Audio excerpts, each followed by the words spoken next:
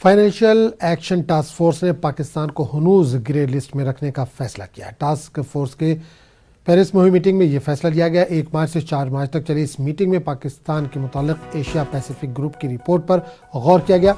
2018 के action plan के नुकात पर पाकिस्तान ने अमल दरामद किया, लेकिन अभी भी कुछ कमी है जिसे पाकिस्तान को दूर करने की कोशिश करनी होगी।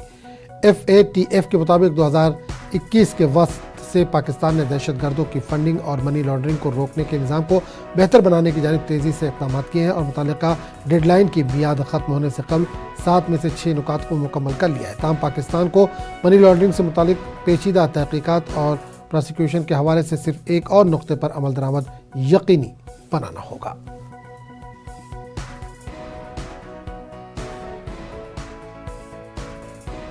पाकिस्तान ग्रे लिस्ट पर 4 महीने के लिए और रख दिया गया और मुझे नहीं लगता उसको कभी भी हटाया जा सकता है। उसने बड़े पैमाने पर जो शर्तें थी उनको पूरा किया है, लेकिन जो 2 मुख्य शर्तें थी उनको पूरा नहीं किया अभी तक। एक तो टेरर फंडिंग होनी थी, दूसरा जो UN डेजिग्नेटेड टेररिस्ट हैं उनके खिलाफ किसी प्रकार का कोई एक्शन नहीं लिया।